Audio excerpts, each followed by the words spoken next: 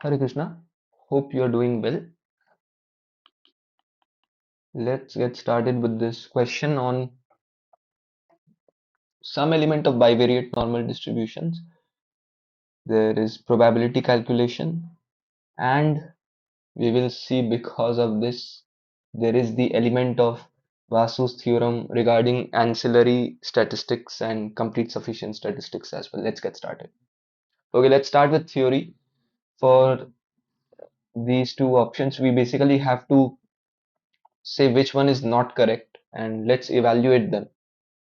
We have two normal random variables, and based on these two, based on a transformation of these two other two other normal variables are defined, z1 and z2. So we evaluate z1, the expectation is 0, simple expectation math, and similarly variance is 2 sigma square. Similarly for z2, expectation 0, variance 2 sigma square, so they are identically distributed for sure. And what about their independence? The nice thing about normal distribution, this doesn't generally hold for other distribution, is that when the covariance or correlation is 0, it is equivalent to independence. That's just how the structure of the PDF is. It's pretty cool. So when we look at the covariance of these two, Z1 and Z2, expand it in terms of the original variables and get these four expressions.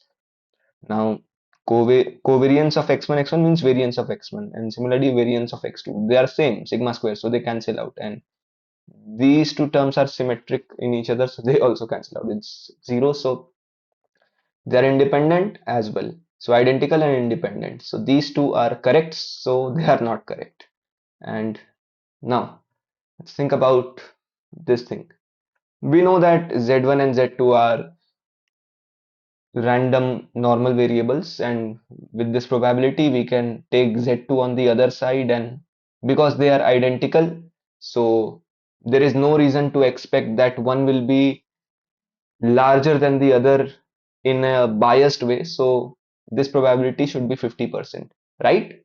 Wrong. The incorrect inherent reasoning over here is that Z2 is assumed to be positive and taken to this side, whereas in reality Z2 can take values in the positive domain as well as the negative domain, entire real line.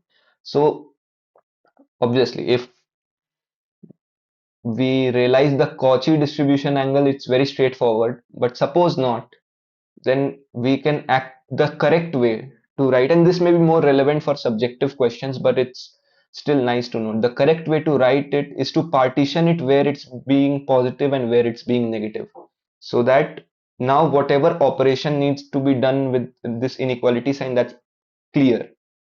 Now this thing, there is a nice trick.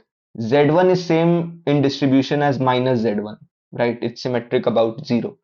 Now take this minus z1, this minus part to minus z2, and we also know that if z2 is less than 0, so minus z2 is greater than 0. So this thing transforms to this, and again, so we change the distribution of z1 to minus z1 so that we have a nice structure in minus z2. Notice that this sign and this sign are now same, and minus z2 is also same in distribution as z2, so we can just convert this thing to plus z2, and essentially we have twice of this. And now because z2 is positive, we can take it on the other side of the inequality without any trouble, and we convert this intersection by law of conditional probability or total probability into this conditional form, and probability z2 greater than 0 is half, so half and 2 cancel. This is what we end up with. Now this itself is a complex probability because Z1 is independent of Z2, but Z2 is not independent of itself.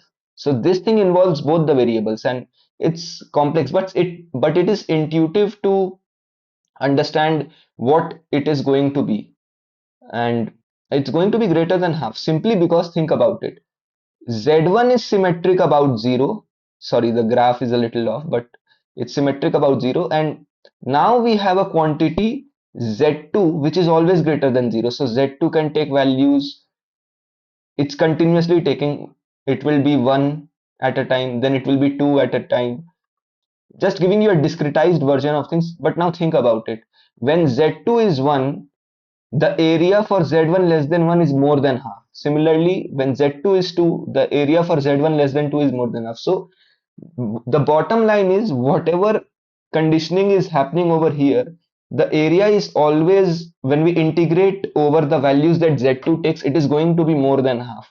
So this happens, and this is not equal to half. But again, if we did it like this, just scale Z1 and Z2 by their common variance, which we can, we would get the Cauchy distribution, which we know to be centered around 0, and this would not be 0.5. But this is a very nice way to look at computation.